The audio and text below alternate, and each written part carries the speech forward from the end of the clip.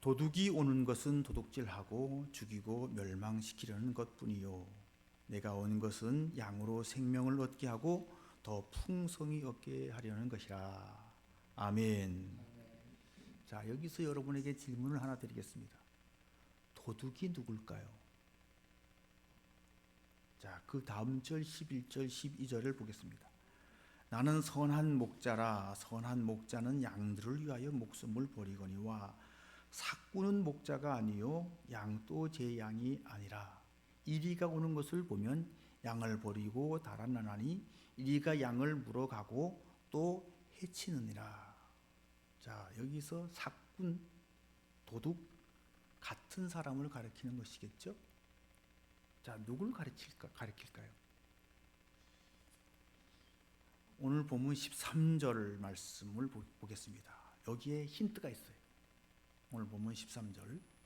유대인의 유월절이 가까운지라 예수께서 예루살렘으로 올라가셨더니.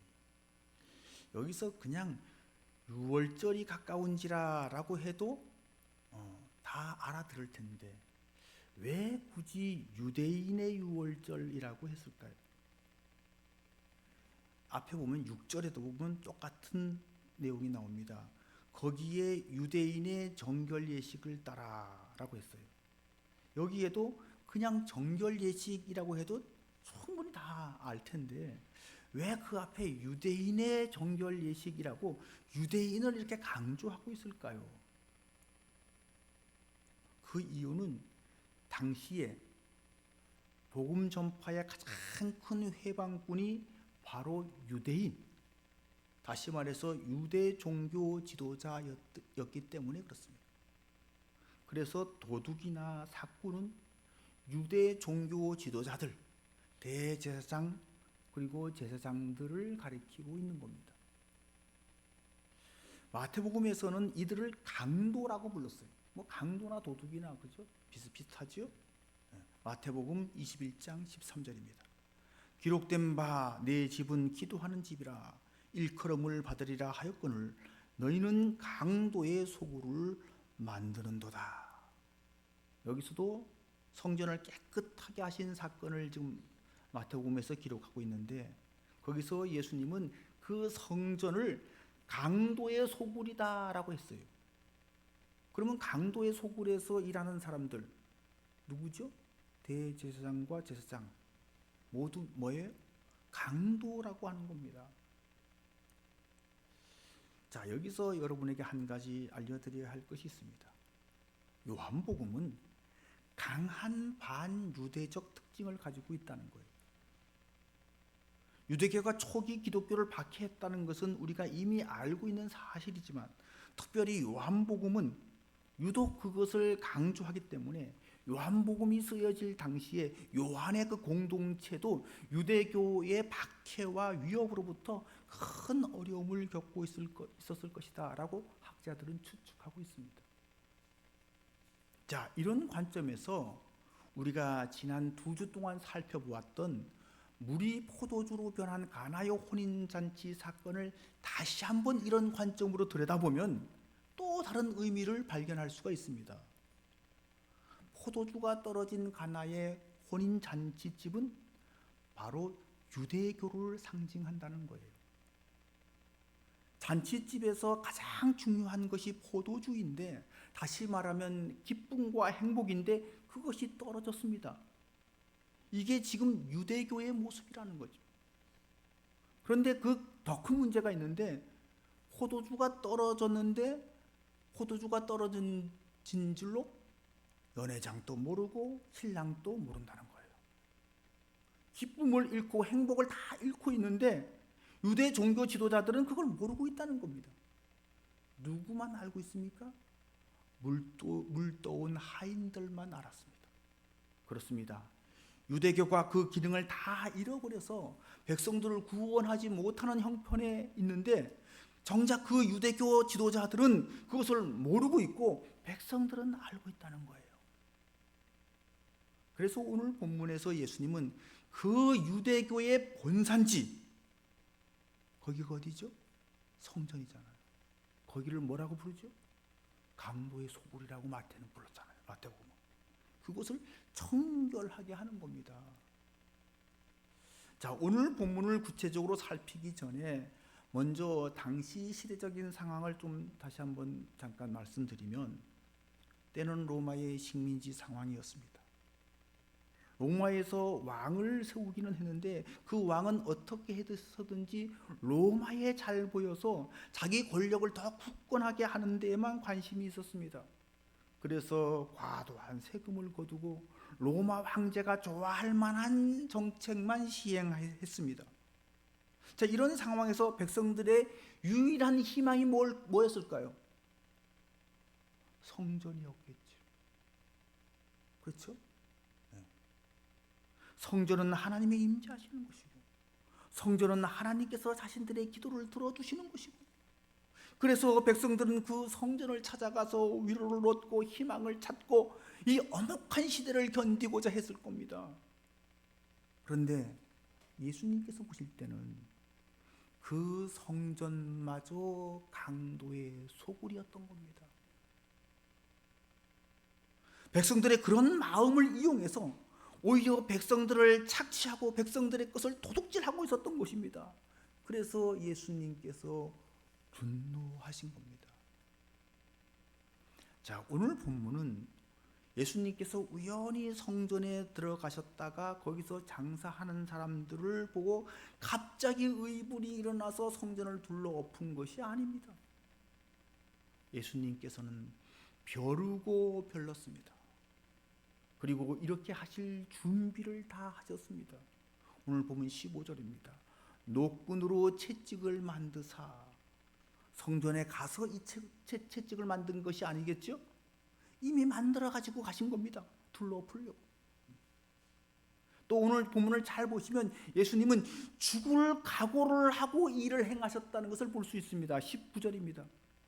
예수께서 대답하여 이르시되 너희가 이 성전을 헐라 내가 사흘 동안에 일으키리라.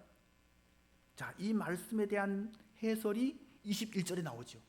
그러나 예수는 성전된 자기 육체를 가리켜 말씀하신 것이라. 자, 이 말씀에 비추어 보면 성전을 헐라하는 것이 무슨 뜻입니까? 너희가 성전을 헐라 무슨 뜻이에요? 그래, 나를 죽여라 이런 뜻이잖아요. 나를 죽여. 네. 자, 그러니까 예수님은 그 당시 최고의 권위와 권력을 갖고 있는 성전에서 이 일을 행하시면 자기가 죽임을 당하게 될 것을 아셨습니다. 그 죽음을 각오하고 이렇게 하신 거예요. 대단한 결심을 하고 가신 거죠. 자, 이런 배경 속에서 이제 본문으로 들어가 보겠습니다. 13절입니다. 유대인의 유월절이 가까운지라 예수께서 예루살렘으로 올라가셨더니, 예수께서 유월절에 맞추어서 예루살렘으로 올라가신 거예요. 의도적으로 이 일을 행하기 위해서 유월절에 맞추어서 예루살렘으로 가신 겁니다. 왜냐하면 유월절에는 많은 사람이 예루살렘으로 모입니다. 유월절에는 예루살렘에 사는 인구보다도 4배 정도의 많은 유대인들이 예루살렘으로 모였다고 합니다. 그러니까 예수님은 그 많은 사람들이 보는 앞에서 이 일을 행하심으로 유대교의 실상을 온 세상에 폭로하고 싶었던 겁니다. 그래서 단단히 각오를 하고 죽을 결심을 하고 유대교의 그 권력과 권위에 지금 도전장을 내민 겁니다. 여러분, 감히 누가 유대교의 권위에 도전할 수가 있을까요? 누가 감히 성전의 권위에 도전할 수가 있을까요? 누가 감히 이런 생각을 할 수가 있을까요? 예수님이니까 하신 거예요. 무슨 권위로, 무슨 권세로 이런 행동을 하셨을까요? 마태복음 12장 6절에서 예수님께서 직접 자신의 권위에 대해서 이렇게 말씀하셨습니다. 내가 너희에게 이르노니 성전보다 더 큰 이가 여기 있느니라. 아멘. 예수님은 성전보다 위대하십니다. 율법보다 크시고 안식일보다 크시기 때문에 예수님은 율법의 수여자고 완성자이시고 율법을 제정하셨고 안식일도 제정하셨기 때문에 예수님은 안식일에도 주인이신 것입니다. 성전, 율법, 안식일 모두 유대교에서 가장 큰 권위를 부여하고 있는 거룩한 것들입니다. 맞죠? 그러나 예수님은 이 모든 권위보다 더 위대하신 분입니다. 그래서 예수님은 스스로 이렇게 말씀하십니다. 나를 본 자는 아버지를 보았느니라. 영생은 곧 유일하신 참 하나님과 그가 보내신 자 예수 그리스도를 아는 것이니이다.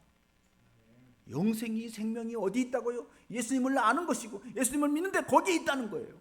여러분 이것을 믿습니까? 아멘. 믿습니까? 아멘. 믿으니까 왔죠. 그렇죠? 그러면 여러분 안 믿는다면 어떻게 될까요? 이걸 안 믿는다면 이렇게 성전에서 난동을 피우는 예수님을 어떤 분으로 생각할까요? 안 믿으면 어떻게 생각할 것 같아요, 여러분? 미친 사람 아니에요? 미쳤죠. 가장 신성시되는 장소에서 난동을 부리는 정신 이상자라고 생각하지 않을까요? 실제로 예수님이 미쳤다는 소문이 퍼졌잖아요. 마가복음 3장 21절입니다. 예수의 친족들이 듣고 그를 붙들러 나오니 이는 그가 미쳤다 함이로라. 아멘.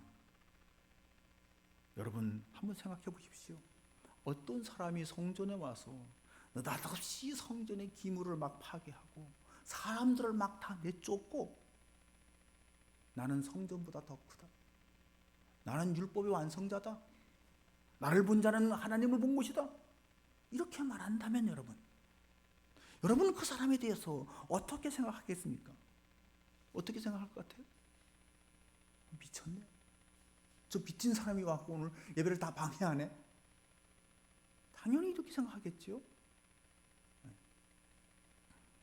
그런데 예수님은 지금 예수님을 믿는 사람들은 예수님을 안 믿는 이 세상 사람들 그들조차도 예수님을 미친 사람이라고 생각하지는 않겠죠.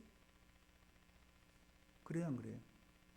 예수님은 어떻게 생각합니까? 세상 사람들도 소크라테스나 공자나 석가와 그런 사람 4대 성인 중에 하나로 도덕군자로 예수님을 평가합니다. 세상에서도 예수님을 하나님으로 구주로 믿지 않아도. 그런데 여러분 이런 평가는 대단히 잘못된 평가라는 거죠. 왜냐하면 예수님의 그 말을 믿지 않는다면 예수님은 무슨 말을 한 거예요? 거짓말을 한 거죠. 그렇잖아요. 그러니까 예수님을 믿지 않는다면 그분은 거짓말쟁이고 과대망상증에 사로잡힌 미치광이에 불과합니다. 당연히 그렇게 인정해야 된다는 거죠. 자, 그래서 영국 옥스퍼드 대학의 교수였던 C.S. 루이스라고 하는 사람은 그의 명저 순수한 기독교라고 하는 책에서 이렇게 말했습니다. 예수님께서 단지 인간에 불과하다면 그런 위대한 도덕 선생이 될 수 없다. 그런 사람은 미치광이이거나 지옥의 악마일 것이다. 당신은 예수를 바보라고 비웃을 수 있고 또는 그 발 앞에 엎드려 나의 주, 나의 하나님이라고 부를 수 있다. 하지만 예수를 위대한 인류의 스승이라고 말도 안 되는 말로 단정하지는 말라. 이렇게 말했어요. 맞죠?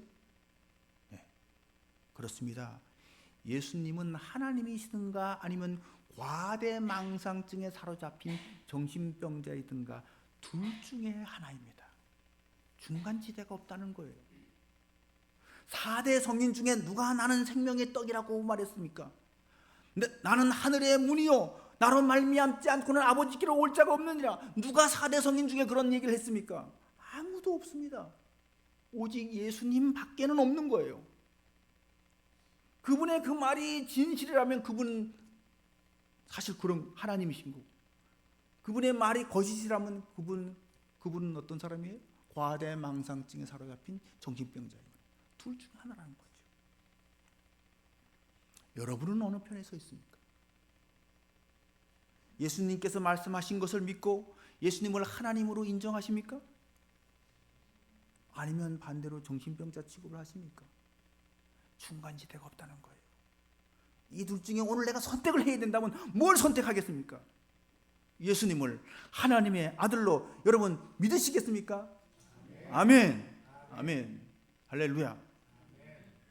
자, 그럼 오늘 본문으로 조금 더 들어가서 성전 안에서 장사하는 것이 왜 문제가 되었는지 한번 살펴보겠습니다. 성전에서 제사를 드리러 오는데 유대인들은 예루살렘에서 멀리 떨어진 곳에서 살지요. 디아스포라라 그래서 그죠? 멀리 각자에 흩어져 있었습니다. 그들이 먼 곳에서 제물로 쓸 짐승을 끌고 올 수는 없었지 않았겠습니까? 그러면 당연히 예루살렘 근처에 와서 제물로 쓸 짐승을 사야 됐을 것이고, 그러려면 당연히 시장이 형성되어야 할 텐데 그들의 편의를 위해서 장사하는 것이 뭐가 잘못된 거죠? 오늘 본문 14절 보세요. 성전 안에서 소와 양과 비둘기 파는 사람들과 돈 바꾸는 사람들이 앉아 있는 것을 보시고 그랬어요. 자, 문제가 되는 게 뭘까요? 성전 안에서. 이게 문제인 것 같아요. 그렇죠? 자, 그런데 여러분, 이게 성전 건물 안이라고 또 생각하면 안 됩니다. 건물에서 지붕이 있어야 건물 안이라고 볼 수 있죠. 그런데 성전에서 지붕이 있는 곳은 어디만 있습니까? 성소와 지성소에만 지붕이 있어요. 네. 한번 화면을 띄워주시겠어요? 화면 좀 띄워주세요. 예. 네. 자, 예수님 시대의 성전의 구조도입니다. 자, 지성소와 성소가 보이죠? 그곳이 실내입니다. 실내. 지붕이 있는 곳이지. 그럼 나머지는 뭘까요? 다 뜰입니다. 뜰. 뜰을 여러 개로 이제 구분하는 거예요. 제사를 드리는 장소를 제사장의 뜰이라고 합니다. 찾았어요?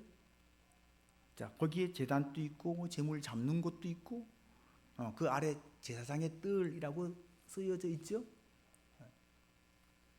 그 아래가 아니고 옆에 왼쪽이겠네요. 예. 자, 또 그 오른쪽에 이스라엘의 뜰이라고 하는 것도 발견했습니까? 자, 유대인들 남자만 들어갈 수 있는 장소입니다. 조금 더 오른쪽에 계단이 있고 여인들의 뜰이 있죠. 자, 여기까지가 성전 안뜰이에요. 안뜰. 그리고 이제 아래쪽을 보시면 이방인의 뜰이 있죠. 이방인의 뜰. 이곳을 성전 바깥뜰이라고 합니다. 자, 다음 화면을 좀 띄워주실까요? 이거는 더 크게 본 거죠. 네, 더 멀리서 본 거예요. 자, 안에 있는 울타리와 밖에 있는 울타리가 있죠. 자, 앞에서 설명드린 장소는 안에 있는 그 작은 울타리 안에 있는 장소들을 말씀드린 거예요. 바깥에 있는 넓은 울타리는 그 안에 있는 것은 바깥뜰이라고 부르죠. 이방인의 뜰이라고 아까 말한 그곳을 가리켜서 이 넓은 그곳을 말하는 거예요. 자, 그럼 오늘 본문에서 성전 안에서 장사했다라고 할 때 그 안이 어딜까요? 당연히 지성소나 성소는 아니겠죠? 거기는 제사장만 들어갈 수 있으니까 아닐 거예요. 제사장의 뜰에도 거기 일반 사람이 들어가긴 들어가는데 제사 드리러 제물만 들어갈 수 있으니까 안 되겠죠? 그럼 유대인 남자의 뜰에서 장사를 했을까요? 여인의 뜰에서 했을까요? 어딜까요? 바깥뜰이 아닐까요? 성전 바깥뜰. 자, 다시 앞 화면을 좀 띄워주세요. 다시 앞으로 돌아가서. 예. 거기 아래쪽에 보면 제물이 출입하는 문이라고 있죠. 제물이 출입하는 문. 아마 이 근처에서 장사가 이루어지지 않았을까요? 여기서 제물로 쓸 짐승을 사서 그 문으로 들어가서 제사를 드렸을 것이다. 이렇게 우리가 추측할 수가 있습니다. 자, 그리고 또 돈 바꾸는 사람들은 왜 있었을까요? 헌금할 때 로마 제국에서 통용하는 화폐로는 헌금을 할 수가 없었기 때문입니다. 로마 화폐는 드라크마였습니다. 거기에는 황제의 얼굴이 새겨져 있습니다. 십계명에 보면 어떤 형상이든지 만들지 말라고 했는데 황제의 얼굴이 새겨져 있는 화폐를 하나님께 드릴 수가 없었던 겁니다. 그래서 유대인들만 사용하는 화폐가 있었는데 그것이 성전에서만 쓰이는 화폐예요. 세겔이라는 겁니다. 사회에서는 주로 드라크마가 사용되었습니다. 그러나 유대인들은 세겔을 사용합니다. 그래서 세상에 나가서 드라크마를 사용하던 것을 이제 성전에서 사용하는 돈으로 바꿔야 되니까 어떻게 해요? 환전을 해야 되겠죠. 그래서 돈을 바꿔주는 환전상이 있는 거예요. 세상에서 쓰는 황제의 상이 그려진 그 돈을 하나님께 드릴 수가 없으니까, 우상을 하나님께 드릴 수가 없잖아요. 그런데 여러분, 이게 이렇게 화를 내고 분노할 일인가요? 성전 바깥들에서 제사하러 오는 사람들의 편의를 위해서 환전도 해주고 제사 드릴 짐승도 파는 것이 이게 왜 문제가 되는 것이죠? 이게 여러분 정상적인 거래, 공정한 상행위였다고 한다면 하나도 문제가 될 것이 없습니다. 문제는 뭐예요? 불공정에 있다는 거예요. 정상적인 시장의 규칙이 적용되지 않는 불공정 때문에 예수님이 분노하신 겁니다. 그 불공정이 뭘까요? 첫째로 여기서 제물로 파는 짐승의 가격이 시중의 짐승값보다 훨씬 비싸다는 거예요. 훨씬 비싸다는 거예요. 불공정한 거겠죠? 네. 둘째로 그러면 사람들이 좀 더 싼 데서 제물을 사오려고 했을 겁니다. 그렇게 해서 시중에서 구해온 짐승은 아무리 그것이 좋은 짐승이라 할지라도 제물로 합격과 불합격을 판단하는 제사장들이 불합격하고 판단을 내린다는 거예요. 제물을 쓸 때는 제사장이 합격을 건강하고 온전한 것인가 아닌가를 판단하게 되어 있습니다. 율법에 그렇게 되어 있어요. 그러니까 제사장이 그걸 판단하는 거예요. 불합격을 놓는 거예요.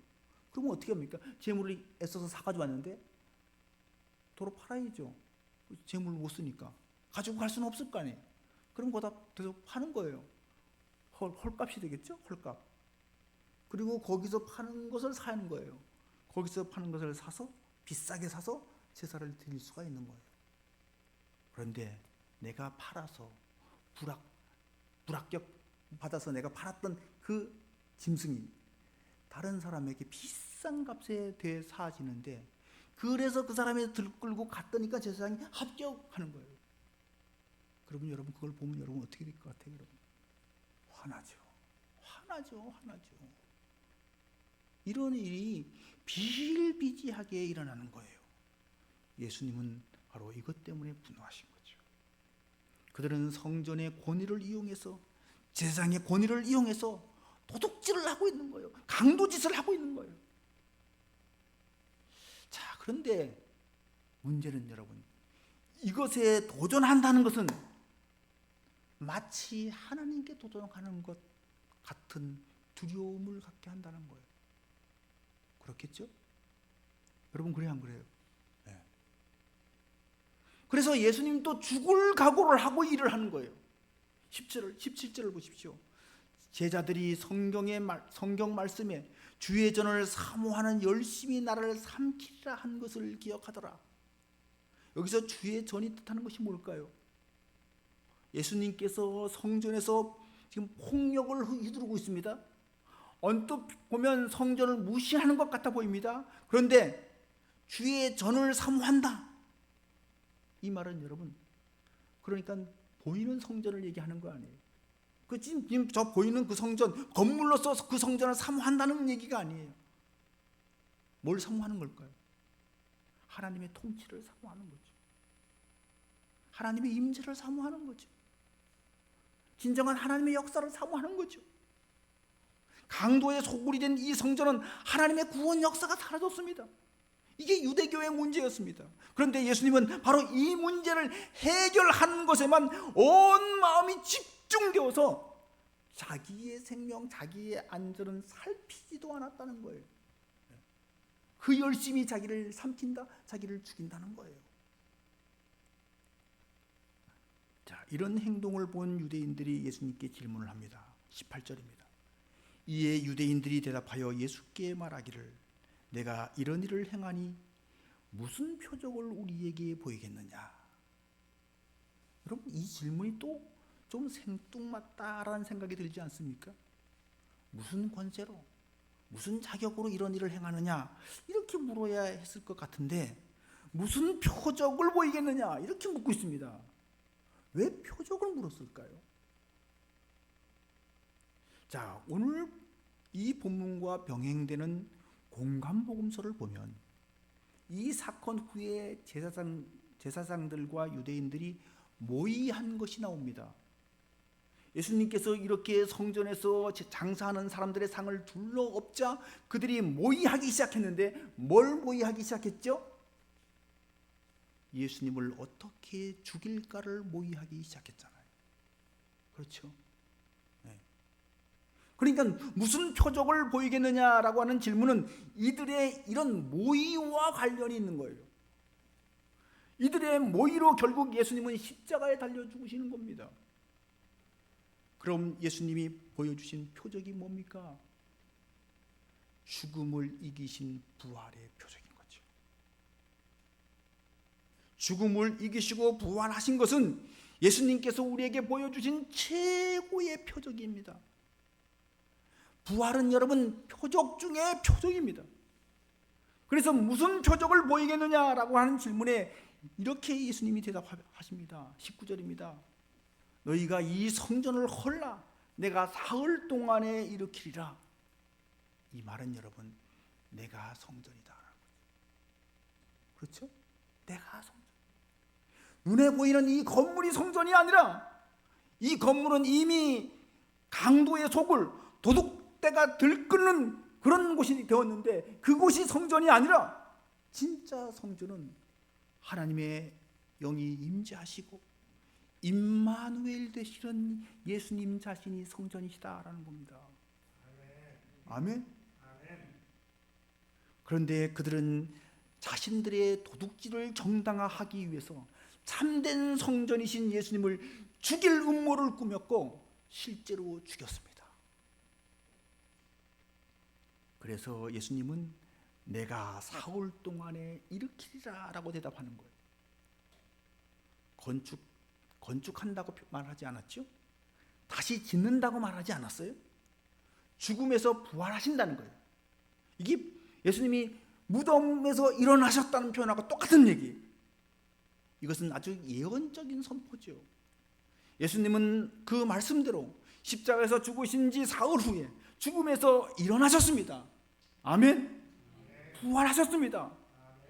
예수님의 부활의 표적으로 참 구원이 무엇인지, 참 생명이 무엇인지, 영생이 무엇인지 우리에게 보여주신 겁니다. 아멘. 결국 제자들은 예수님께서 부활하신 후에야 예수님께서 말씀하신 구원과 생명이 무엇인지를 깨닫고 믿게 되었습니다. 그래서 22절에 이렇게 말씀합니다. 죽은 자 가운데서 살아나신 후에야 제자들이 이 말씀하신 것을 기억하고 성경과 예수께서 말씀하신 말씀을 믿었더라. 아멘. 여러분, 예수님의 부활을 경험하기 전에는 그 제자들은 어떤 제자들이었습니까? 배신자요, 도망자요, 더 높은 자리에 차지하기 위해서 서로 다투던 그런 사람들이었는데 예수님의 부활을 목격한 후에 그들이 변했습니다. 믿음이 생긴 거죠. 그래서 제자들 거의 전부가 예수님처럼 순교했습니다. 그래서 부활 사건은 바로 하늘의 표적이 된 겁니다. 하늘의 사인이 된 겁니다. 영생을 우리에게 보여주시는 사인, 육의 몸이 아니라 신령한 몸을 우리에게 보여주는 하늘의 사인이 된 줄로 믿습니다. 사랑하는 성도 여러분, 우리도 이 생명의 사인을 목격하고 부활의 주님을 따름으로 참된 구원, 참된 생명을 다 얻게 되기를 주의 이름으로 축원합니다. 아멘. 기도하겠습니다.